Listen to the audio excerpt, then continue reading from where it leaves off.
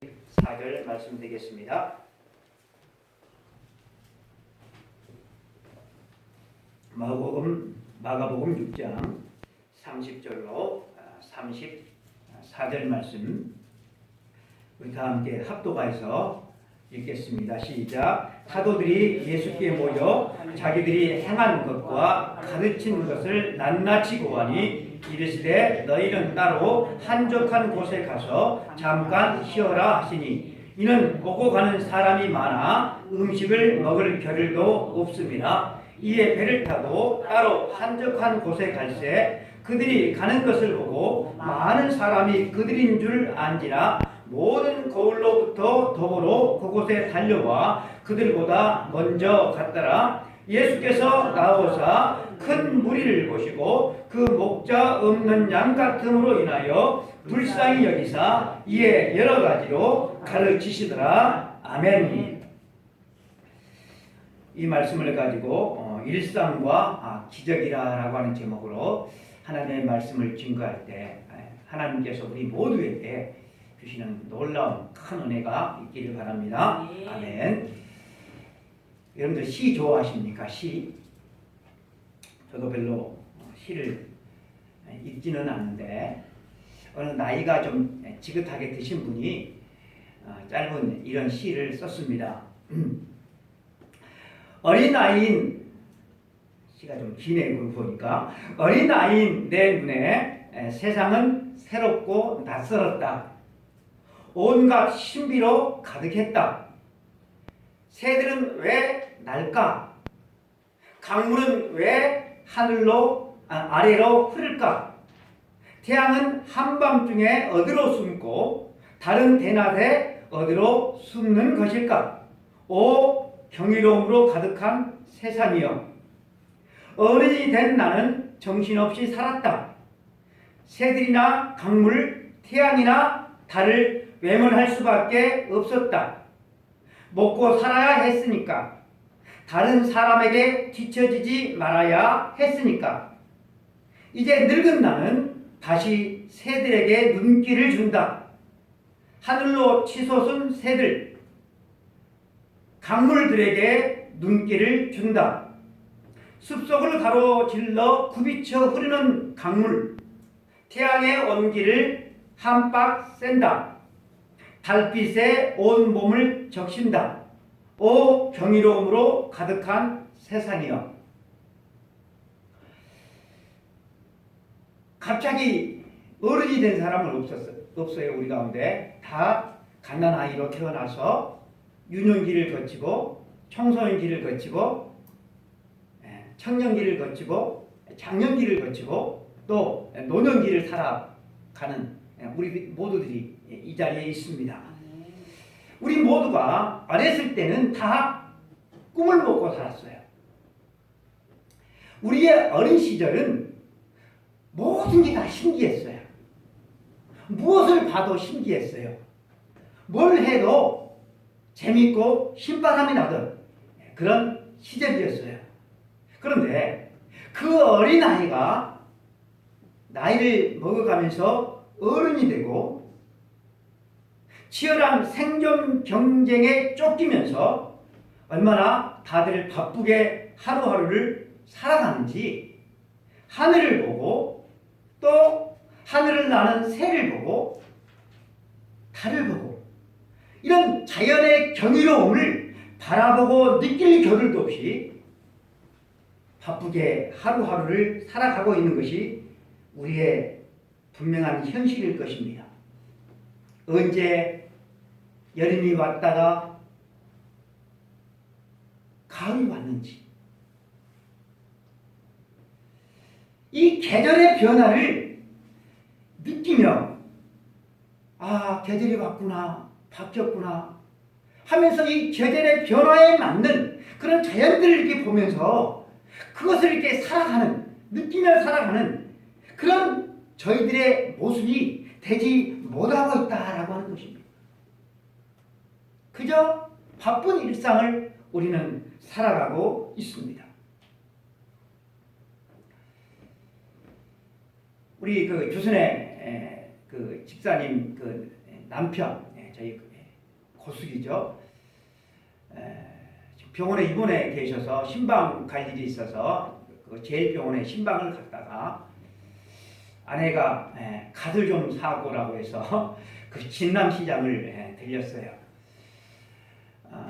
남자가 시장에 갈 일은 별로 없는데 시장에 가서 이제 시장에서 그 장사하시는 분들을 봤어요. 길가에서 자판을 깔아놓고 장사를 하시는 분들, 아니면 자기 가게에서 장사를 하시는 분들, 시장은 아침 일찍 이렇게 문을 열잖아요.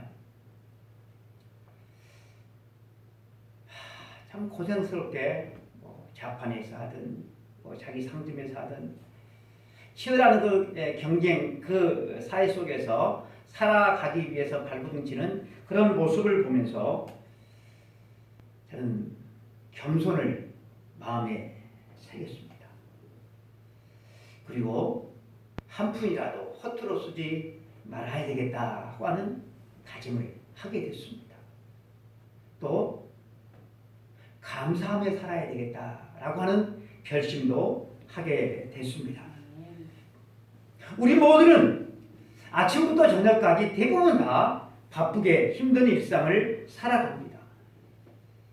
똑같은 직장에 나가서 하던 일을 또 하고 또 하고 또 하면서 정신없이 하루를 그렇게 살아가고 있습니다. 하는 일들이 힘들기도 하고 또 권태롭기도 해서 다 치우고 싶다, 그런 충동을 느낄 때도 있을 것입니다.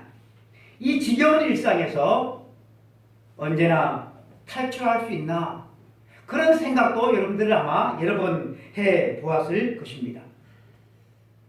로또라도 당첨이 되어서 이 지겨운 일상에서 벗어나고 싶다라고 하는 그런 꿈같은 기적이 내 인생 가운데 일어났으면 참 좋겠다라고 하는 그런 상상도 아마 한 번 이상쯤은 해보았을 것이라고 그렇게 여겨집니다. 2000년 전에 우리 주님과 제자들은 어떤 삶을 살았을까?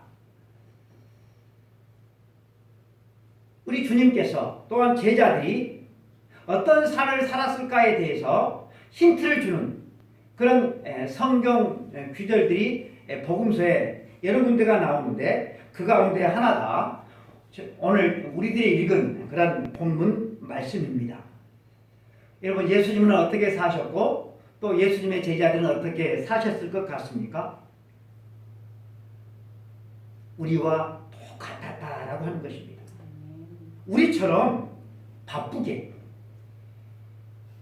식사할 겨를도 없이 늘 하시던 일을 반복하면서 사셨다는 것을 알 수가 있는데 30절 말씀을 제가 다시 한번 읽어보겠습니다. 사도들이 예수께 모여 자기들이 행한 것과 가르친 것을 낱낱이 고했다. 이 말씀 위로 쭉 올라가서 7절 이하에 보면 예수님께서 제자들을 둘씩 짝을 지어서 보내면서 너희들은 이 마을 저 마을 다니면서 복음을 전하고 병든 사람을 고치고 귀신을 내쫓아 주라 하시면서 그렇게 제자들을 보냈습니다. 그래서 그들이 동네로 들어갔습니다. 12절 13절 말씀을 보면 제자들이 나가서 회개하라 전파하고 많은 귀신을 쫓아내며 많은 병자에게 기름을 발라 고치더라. 여러분, 이 제자들이 주님께서 보냈는데 그동안 우리 너무 힘들었어. 이제 주님 안 보니까 우리 좀 쉬자. 짱 박혀 있다가 그래서 예수님한테 온 것이 아니고 주님께서 말씀하신 대로 성실하게 복음을 전하고 병자를 고치고 귀신을 쫓아주는 그 일을 열심히 하다가 피곤에 지쳐서 주님 앞에 돌아와서 보고한 내용이 바로 제가 읽은 30절 말씀입니다. 제자들도 지쳐 있고 또 예수님도 지쳐 있습니다. 그 모습을 31절은 이렇게 기록을 하고 있습니다. 너희는 따로 한적한 곳에 가서 잠깐 쉬어라 하시니 이는 오고 가는 사람이 많아 음식 먹을 겨를도 없습니다. 주님과 제자들은 끼니 먹을 겨를도 없는 거예요. 그렇게 우리 주님과 제자들은 피곤에 찌든 그런 일상을 나날이 보냈다라고 하는 것입니다. 그래서 주님께서 제자들에게 뭐라고 말씀하십니까? 한적한 곳에 가서 쉬어라 라고 말씀을 하셨다라고 하는 것입니다. 여러분, 이 바쁘고 이 분주한 일상을 한 일주일 정도만 그렇게 살다가 그 나머지는 좀 여유 있게 보냈다. 그렇게 여러분 보냈으면 얼마나 좋겠습니까? 그런데 그게 아니었다라고 하는 거예요. 이런 바쁜 일상이 계속 되었다라고 하는 것입니다. 이 마을 저 마을 다니면서 복음을 전했고 병자들을 만지고 또 이렇게 안수하고 기름을 바르면서 고쳐주었고 또 귀신은 쫓아주었다라고 하는 것입니다. 오늘날 우리처럼 어디를 이동할 때 말이에요. 따뜻한 바람 나오고 시원한 바람 나오는 그런 차를 타고 이동하는 것이 아니고 당시에 도로가 여러분 좋기나 했겠습니까? 비포장 도로. 우리 택배를 하시는 분들이 하루 종일 막 서 있고 다니다 보니까 발바닥이 아프대, 발바닥이. 그래가지고 발바닥이 아프니까 발바닥 아프지 않는 그런 신발로 돈 주고 바꿔서 신고 또 이렇게 일을 하시더라고. 근데 여러분, 그때 당시에 뭐 신이 좋기라도 했겠습니까? 비포장 도로, 신발도 좋지 않는 그 신발을 신고 여러분, 이 동네 저 동네를 다니면서 그렇게 복음을 전했다라고 하는 것입니다. 그것도 여러분, 그 뜨거운 그 태양의 햇볕을 받으면서 그 일을 주님과 제자들이 매일 했다라고 하는 것입니다. 우리 주님께서 인자는 머리 들 곳이 없다라고 말씀하신 적이 있어요. 이 말씀을 보면 이렇게 바쁘게 일상을 보내시다가 해가 져서 그래서 우리 주님과 제자들은 노숙도 틀림없이 자주 하셨을 것 같아요. 그래서 예수님과 함께하던 이 제자들은 어제도 힘들었는데 오늘도 틀림없이 힘들 거야. 이런 생각을 하면서 아침부터 막 투덜거리고 짜증을 내지 않았을까? 저는 그랬을 것 같아요. 그 이유가 뭔가 하면 제자들은 어때요? 성령 충만하지 않아요. 또 제자들이 주님을 따른 그 동기도 순수하지 않아요. 다 각기 마음의 야망을 가지고 주님을 따랐기 때문에 이렇게 힘든 계속해서 반복되는 이 일상이 그들에게는 짜증나는 일이었을 것입니다. 여러분, 제자들의 대부분이 예수님의 제자가 되기 전에 그들이 다 어부였잖아요. 어부로 살 때 갈릴리 호수에 가서 노를 저어서 그물을 내렸다 올렸다 내렸다 올렸다 그 힘든 작업을 그들은 했을 것입니다. 그래서 고기를 잡아오면 그물도 손질을 하고 또 고기도 손질을 해서 시장에 나가서 팔았을 것입니다. 여러분, 이 삶이 얼마나 지겨운 일입니까? 또 힘든 일입니까? 그래서 언제쯤이나 이 일 안 하고 살 수 있을까? 그런 생각을 하루에도 수없이 했을 것입니다. 그러다가 어느 날 소문난 주님이 다가오시더니 너희들 내 제자라 해라. 그들을 제자로 불러주십니까? 드디어 내 인생에도 빛이 비치는구나. 그래서 모든 것을 버려두고 그들이 주님을 따르지 않습니까? 그러면 뭐 좀 날마다 막 신나고 새로운 일들이 일어날 줄 알았겠죠. 물론 처음에는 날마다 전혀 해보지 않는 일이니까 주님을 따라다니는 것이 신났을 것입니다. 재미있었을 것입니다. 그러나 여러분, 신나고 그 재미있는 일도 매일매일 반복하다 보면 그 신나는 일이 더 이상 신나는 일이 아니라 이제는 짜증나는 일이 되는 것이죠. 언제까지 이런 삶을 살아야 되나? 그래도 오브로 있었을 때는 최소한 사람들에게 시달림을 받지는 않았는데 차라리 오브로 있을 때가 더 좋았던 것 같아 하면서 투덜거렸을 것 같습니다. 여러분, 그렇게 지쳐있던 어느 날 오늘 본문의 내용이 이어지는 것입니다. 야, 우리가 밥을 언제 제대로 챙겨 먹은 적이 있는지 까마득하다야. 이러다가 우리 다 지쳐서 쓰러질 것 같다. 우리 한적한 곳에 가서 좀 쉬자. 주님께서 이런 말씀을 하셨다라고 하는 거예요. 이 말을 들었던 제자들은 얼마나 신이 났을까요? 그래, 살면서 이런 맛이 있어야지. 그동안 우리는 너무나도 강행군을 했어. 우리에게는 이런 휴식이 정말 필요해.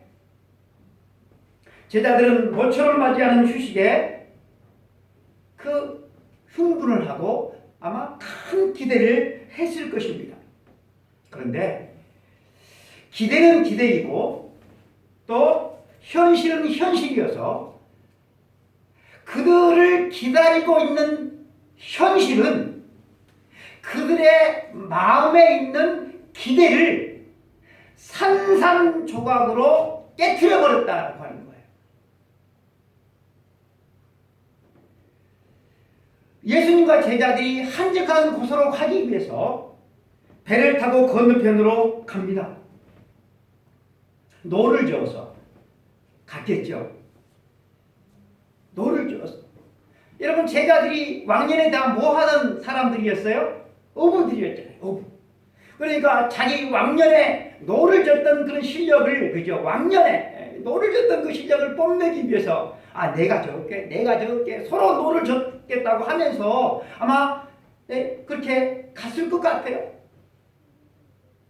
그래서 목적지에 거의 다다랐을 즈음에 그 목적지를 보니까 그 목적지에 벌써 새카맣게 사람들이 와서 기다리고 있는 것입니다.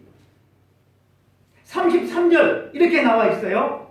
그들이 가는 것을 보고 많은 사람이 그들인 줄 안지라 모든 거울로부터 도보로 그곳에 달려와 그들보다 먼저 갔더라. 야, 저기 예수님 일행이 저 가신다. 틀림없이 여기서 배를 타고 가시면 저 벳세다로 가실 거다. 우리 달려서 먼저 벳세다에 가서 기다리자 하면서 우르르 달려서 예수님보다 먼저 그 도착 지점에 와서 기다리고 있었다라고 하는 것입니다. 여러분, 배를 타고 그 벳세다까지 갔는데 이 일상의 삶을 피해서 일상이 반복되지 않는 곳으로 좀 가서 좀 휴식을 취하려고 했는데 먼저 그 앞에 수많은 사람들이 벌떼처럼 여러분 진치고 있으니 반가웠겠습니까? 아니면 징글징글했겠습니까? 여러분들은 어떻게 생각하세요? 와, 정말 징글징글하다. 저 같은 경우는 그렇게 했을 것 같아요. 근데 여러분, 이 대목이 참 중요한 대목인데요. 예수님께서는 그러면 어떤 선택을 하셨을까? 34절에 나와 있어요. 예수께서 나오사 큰 무리를 보시고 그 목자 없는 양 같음으로 인하여 불쌍히 여기사 이에 여러 가지로 가르치시더라. 아멘. 주님께서 어떻게 하십니까? 징글징글한 그 사람들을 어때요? 환영해 주셨어요. 목자 없는 양 같음으로 인하여서 그들을 불쌍히 여기시고 그들을 품어주시고 그들에게 또 하나님 나라의 복음을 가르치셨다라고 하는 것입니다. 그리고 주님은 저녁까지 아무것도 먹지 못한 이 굶주린 그들을 위해서 오병이어의 기적을 일으키셔서 그들의 굶주린 배까지 우리 주님은 채워주십니다. 예수님은 이렇게 늘상 반복되어서 지루해 보이고 짜증내 보이는 그 삶을 주님은 변함없이 또 그것을 선택하셨다라고 하는 것입니다. 사랑하는 성도 여러분, 우리가 살아가면서 하는 일들이 지루해서 짜증낼 때가 여러분 솔직히 많이 있습니다. 저 사람들을 보니까 참 심감편하게 살아가는데 내 신세는 이게 뭐냐 이게. 맨날 똑같은 일. 지겹다 지겨워. 벗어나고 싶다. 이런 일들이 참 많아요. 표시도 나지 않는 일. 직장에서 하는 일들이 대부분 다 그렇죠. 그렇잖아요. 가정주부의 일도 그렇죠. 매일 반복되는 일상의 이 지루한 삶, 이 지겨운 삶에서 새처럼 좀 날고 싶어질 때마다 우리가 기억해야 될 놀라운 진리가 있는데, 우리 주님도 그렇게 사셨다라고 하는 것입니다. 매일 이 동네 저 동네 터벅터벅 걸어다니시면서 늘 사람들에게 애워싸이셨고 그들에게 말씀을 전했고 그들의 병든 몸을 치료해 주시고 귀신들은 다 쫓아 주셨다라고 하는 것입니다. 언제까지 그랬을까요? 십자가에서 당신의 생명이 다 되는 그 순간까지 우리 주님은 그 일상을 사셨다라고 하는 것입니다. 우리는 삶이 권태로우면 뭔가 좀 획기적인 일이 일어나지 않을까? 내 인생에 놀라운 내 삶의 반전을 일으키는 그런 기적이 일어났으면 좋겠다. 그런 기대를 하게 됩니다. 그런데 여러분, 우리가 알아야 될 것이 있는데, 여러분, 기적이라고 하는 것은 우리의 일상과 동떨어져 있는 것이 아니라 우리의 일상과 서로 긴밀하게 연결되어져 있다라고 하는 것입니다. 성경에서 굉장히 드라마틱한 인생을 살았던 사람들이 참 많이 나오는데, 그 드라마틱한 인생을 산 사람 가운데 한 사람을 꼽으라고 한다면 우리는 요셉이라고 하는 사람을 꼽을 수가 있습니다. 죄수로 살다가 죄수가 애굽의 총리가 되잖아요. 얼마나 드라마틱합니까? 내 인생에도 이 요셉과 같은 인생이 될 수 없을까? 우리는 다 죄수였던, 노예였던 이 요셉이 한 나라의 국무총리가 된 것을 참 부러워합니다. 그래서 사람들은 요셉을 좋아합니다. 그래서 이름도 요셉이라고 하는 이름이 참 많습니다. 그러나 여러분, 우리가 하나 간과한 사실이 있는데 그게 뭡니까? 요셉이 반복되는 노예의 고통스러운 그 힘들고 긴 세월을 어떻게 견뎌냈는가, 이 사실을 놓칠 때가 있다라고 하는 것입니다. 여러분, 요셉이 형들에 의해서 노예로 팔렸는데 몇 살에 팔리죠? 몇 살에? 자주 제가 말씀을 드렸죠. 팔린 나이가 몇 살이라고 그랬어요? 17. 그리고 애굽의 총리는 몇 살이 됐죠? 30. 그러면 13년이라고 하는 그 긴 세월이죠. 여러분, 이 13년을 1년에 365일이니까 13 곱하기 365 하면 4,745일이 나와요. 그러니까 약 한 4,800여일. 이렇게 4,800여일 동안 해가 뜨고 해가 지는 그 나날들을 여러분 어떻게 살았을 것 같습니까?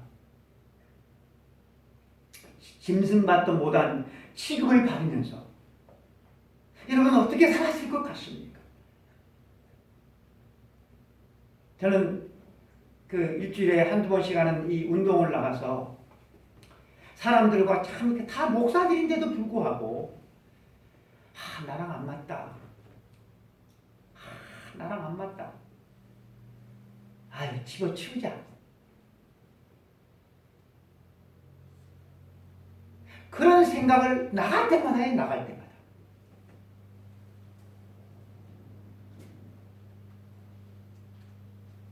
나를 누가 뭐 짐승 취급하는 것도 아닌데도 불구하고 그런 생각이 들어요. 근데 여러분, 요셉은 짐승 취급을 받았어요. 그렇게 짐승 취급을 받으면서도 하나님께서 나와 함께 하시니 아침마다 일을 시작하면서 할렐루야! 오늘도 하나님께서 주신 복되고 좋은 날, 사람들은 나를 짐승 취급하고 무시해도 하나님께서 나와 함께 하시니 오늘도 최선을 다해서 열심히 하자, 할렐루야, 아멘 하면서 여러분 하루를 시작했을 것 같습니까? 기쁜 날도 여러분 있었을 것입니다. 어느 날 주인 보디발이 모든 종들을 다 불러 모으더니 잘 들어라. 오늘부터 우리 집에 가정 총무는 저 요셉이다. 너희들보다 경험도 적고 나이도 어리지만 내가 지금까지 쭉 지켜본 결과 너희들 가운데 제일 낫다. 제일 뛰어나다. 요셉이 어리다고 요셉의 말을 무시하면 성취 못할 줄 알아라. 요셉의 말이 곧 내 말이므로 요셉의 말에 잘 따라야 된다. 알아들었느냐? 요셉이 가정 총무가 돼요. 주인이 자기를 인정해 주잖아요. 주인으로부터 인정을 받았을 때 아마 조금 기뻤을 것 같아요. 왜요? 왜 많이 기쁘지 않고 조금 기뻤을까요? 그래 봤자 뭐이잖아요. 그래 봤자 뭐예요? 그러다가 억울하게 죄수의 누명을 쓰고 감옥에 들어가잖아요. 그런데 이제 감옥 생활을 하는데 간수장이 어느 날 부르더니 열쇠 꾸러미를 딱 주면서 네가 오늘부터 이 감옥에 살림살이를 맡아라. 그랬을 때도 기분이 조금 좋았을 것 같아요. 그래 봤자 죄수니까. 그러던 어느 날 감옥에 술 맡은 관우장이 투옥이 되는데 그가 꿈을 꾸어서 도대체 이 꿈이 뭐지 할 때 그 꿈을 해석을 해주죠. 그래서 그 꿈의 해석대로 다시 복직이 되어서 나가게 될 때 요셉이 그에게 부탁을 하죠. 내가 여기 들어올 만한 죄가 없어요. 나는 무죄예요. 나는 그런 사람 아니에요. 그러니 나가서 좀 이렇게 힘을 써서 나 여기서 좀 꺼내주세요. 그러니까 복직된 그 술 맡은 관장이 꼭 꺼내주겠다고 약속을 하고 나갔거든요. 그래서 자기가 이제는 밖으로 나갈 그 날을 기다리면서 오늘이려나 내일이려나 기대고 설레는 마음으로 그렇게 기다렸겠죠. 그러다가 어느 날 왕이 자기를 부른다는 말을 듣고서 목욕 제기하고 새 옷으로 갈아입고 그리고 신 같은 존재인 감히 고개를 들 수 없는 애굽의 왕 앞에 나가잖아요. 왕이 네가 꿈을 잘 해석한다고 하니 내 꿈도 해석해봐라. 그리고 꿈을 이야기하고 요셉이 그 꿈을 다 해석을 해주니까 너 같은 사람은 세상에 없다. 이 나라의 총리가 되어라. 이 말을 들었을 때 여러분 참으로 의안이 벙벙해하면서 그날은 굉장히 기뻤을 것 같습니다. 도대체 이게 꿈이냐 생시냐 하면서 참으로 기뻤을 것 같습니다. 그러고 보면 이 요셉의 생애에도 기쁜 날들이 있기는 있었어요. 근데 여러분 4,800여일 되는 그 많은 날들 가운데서 기쁜 날들은 과연 며칠이나 있었겠습니까? 그 나머지 날들의 대부분들은 다 비참하기 그지없는 노예의 삶이었고 죄수의 삶이었다는 사실입니다. 여러분 노예들이 하는 일이 뭐 얼마나 대단한 일을 여러분 했겠습니까? 다 남들이 하기 싫어하는 귀찮고 하찮고 힘들고 뭐 이런 허드렛 일을 했겠죠. 그거 한다고 뭐 표시라도 나겠습니까? 그거 열심히 한다고 여러분 노예 신분에서 뭐 해방을 시켜주기라 여러분 하겠습니까? 그 고된 노예와 죄수의 그 일을 매일매일 그 힘든 그 삶을 여러분 요셉은 견디어 냈습니다. 그 답답함, 그 짜증나고 그 힘들고 그 개무시당하는 비참한 노예 죄수의 일상을 견디어낸 어느 날 여러분 하나님의 놀라운 은총이 요셉에게 임했다는 사실입니다. 사랑하는 성도 여러분, 여러분들은 세상살이가 다 만만하지요? 어떻습니까? 세상살이 쉽지가 않죠.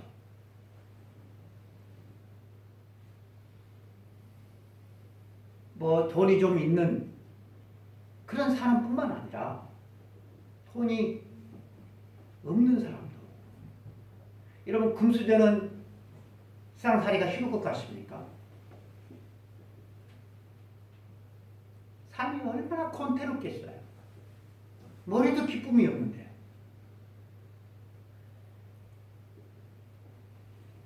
그런데 그런 삶을 우리 주님도 또 주님의 제자들도 사셨는데 우리들보다 더 치열하게 사셨다라고 하는 것입니다.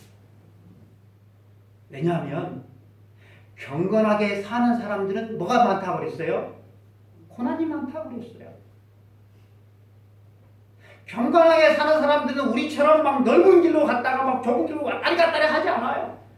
좁은 길로 가요. 그 길은 고난의 길이에요.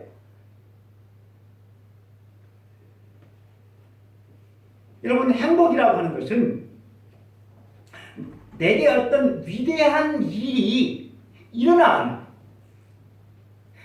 여러분 행복은 내게 어떤 위대한 일이 일어나거나 그리고 내가 위대한 일을 함으로써 행복이 얻어지는 것이 아니라 하나님이 하찮아 보이는 일상의 삶 가운데 스며들도록 하신 하나님께서 일상의 삶 가운데 스며들도록 하신 그 은혜와 그 사랑을 발견하는 데서부터 여러분 행복은 시작된다는 사실.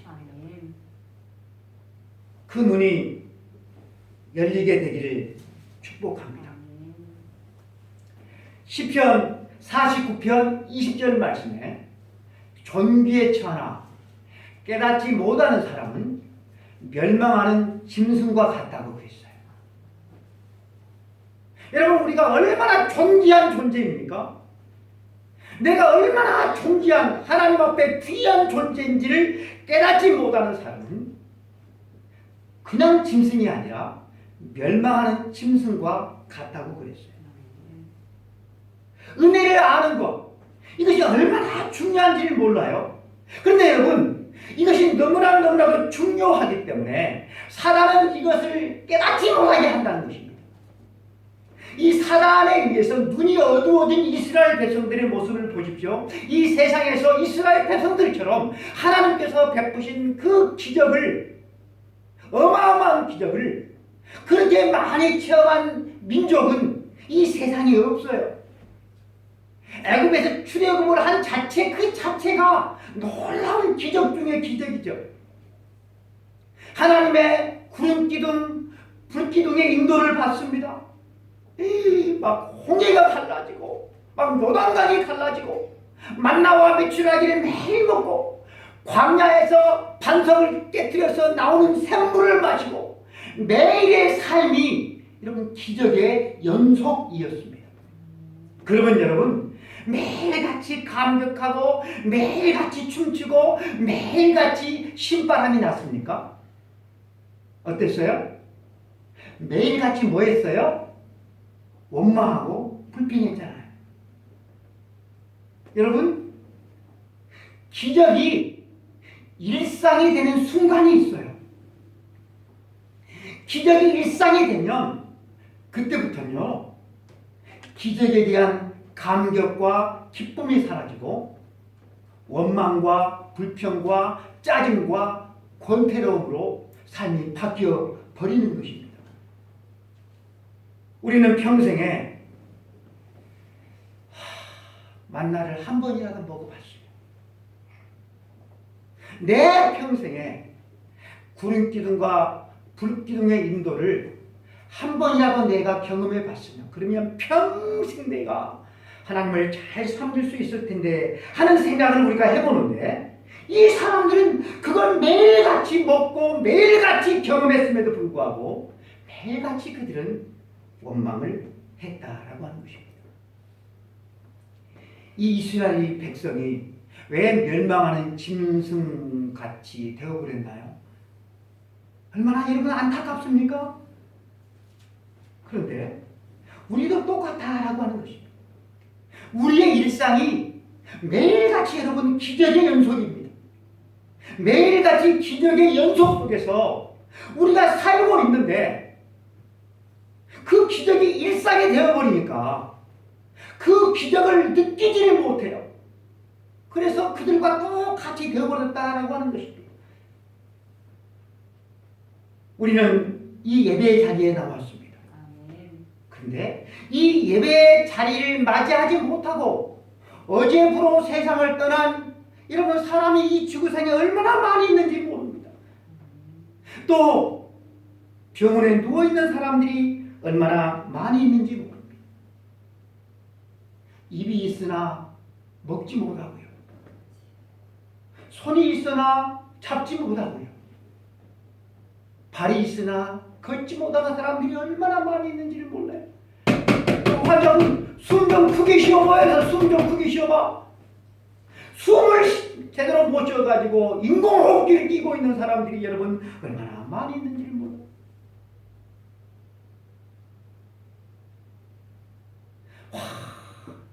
우리 여수에도 얼마나 많은 병원이 새로 생겼는지 그렇잖아요?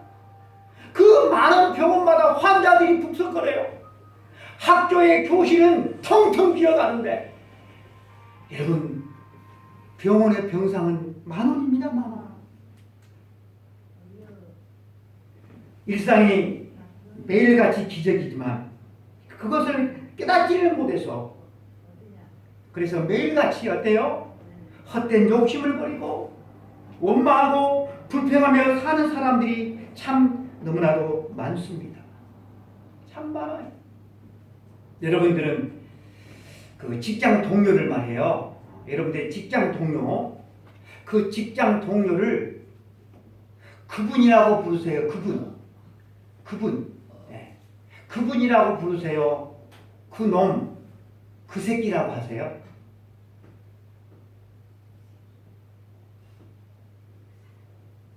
여러분들은 어떻게 부르세요? 그분이라고 하세요? 여러분들의 가정을 천국이라고 하세요? 집구석이라고 하세요?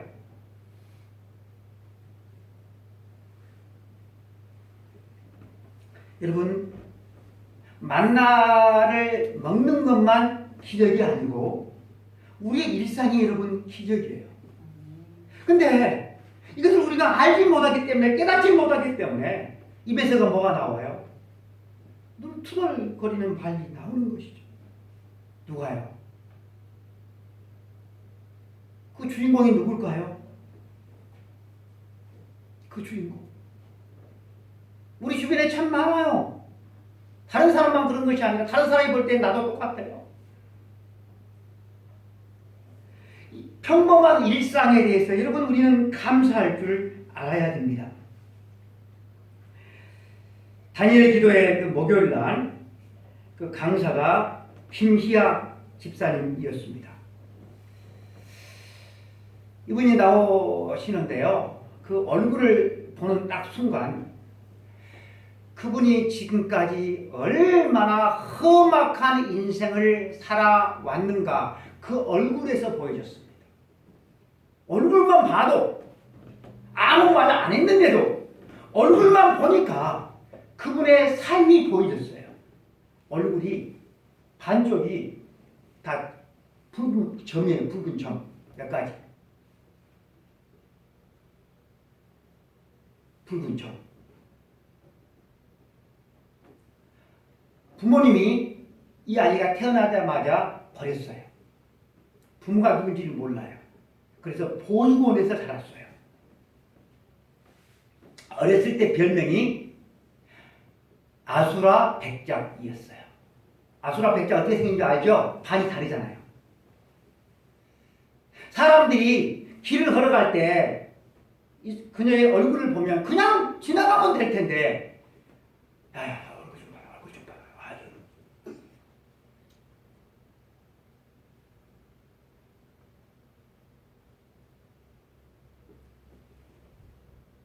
20대 때 희귀암이 걸립니다. 상악동암이라고 하는 희귀암이 걸립니다. 그래서 얼굴의 반쪽과 뼈를 도려내야 됐어요. 그러면 이 멀쩡한 부분은 좀 놔두고 말이에요. 이쪽. 예. 붉은 반점 이쪽에 생겨가지고 다 도려내가지고 새 살을 여기다 옮겨 붙이면 얼마나 좋아. 근데 멀쩡한 쪽이 그 암이 세포가 자란 거예요. 그래서 이 멀쩡한 쪽은 더 일그러져 버렸어요. 여러분 이 집사님의 삶의 모토가 뭘까요? 뭔지 아세요? 감사예요. 범사에 감사. 아니 삶이 일그러져가지고 아수라 백작이라고 하는 그런 별명을 가진 그분도 감사하며 살아가는데 아니 멀쩡한 우리가 왜 감사를 하지 않고 맨날 투덜거리면서 여러분 우리가 살아가야만 합니까? 하루는 우리가 살아가는 일상은 하나님의 선물입니다. 이 선물을 투덜거리는 것은 그 선물을 주신 하나님을 향하여서 투덜거리는 것이고 그렇게 투덜거리는 삶이 그 인생이 절대로 복이 임할 수는 여러분 없죠. 어떻게 그런 사람에게 여러분 복이 임하겠습니까? 사랑하는 성도 여러분, 우리 힘으로는 범사에 감사하며 살아갈 수가 그런 사람이 못 돼요. 우리는 그런 건조가 없어요. 우리는 투덜거릴 수밖에 없어요. 그래서 여러분 우리가 매일매일 뭘 해야 됩니까? 하나님 오늘도 지루하고 짜증나고 힘든 그 나의 일상이 기적임을 알고 하나님 감사하며 살아갈 수 있도록 도와주세요. 매일매일 눈 뜨자마자 여러분 우리가 이 기도를 해야 할 것입니다. 이 일상을 우리가 살아갈 수 없게 되었을 때 그때가 참 좋았는데 후회하지 말고 일상을 살아가는 지금 우리가 감사하는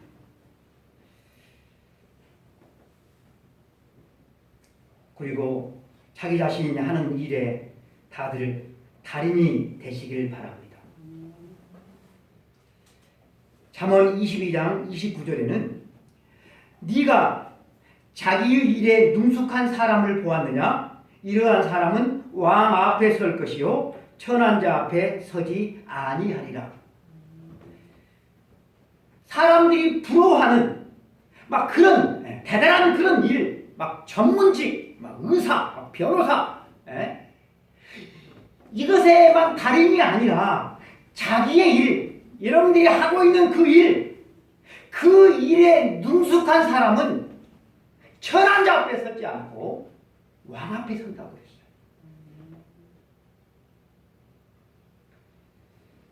손경림 목사님이 작사 작곡한 일산이라고 하는 그런 복음성가가 있는데 한번 띄워주세요. 제가 불러보려고 많이 연습을 했지만 그렇게 되지 않아서 부르지는 못하고 언젠가 다시 부를 기회가 있을 텐데 제가 여러분들과 함께 한번 읽어보겠습니다. 시작. 나를 보내사 서게 하신 곳 가장 귀한 곳이 바로 이곳이라. 내게 주신 곳 광야와 같아도 믿음과 소망 가지고 최선을 다하리. 나의 작은 삶 주께 드릴 때 나의 삶을 통해 주 영광 받으리. 내게 맡기신 가장 작은 이곳 감사와 순종으로 오늘을 살리라. 나의 일상을 통해 하나님께 영광을, 나의 일상을 통해 생명의 복음을, 내게 맡기신 이곳 나를 부르신 곳에 하나님의 나라가 이루어지기를 원합니다. 아멘. 기도하겠습니다.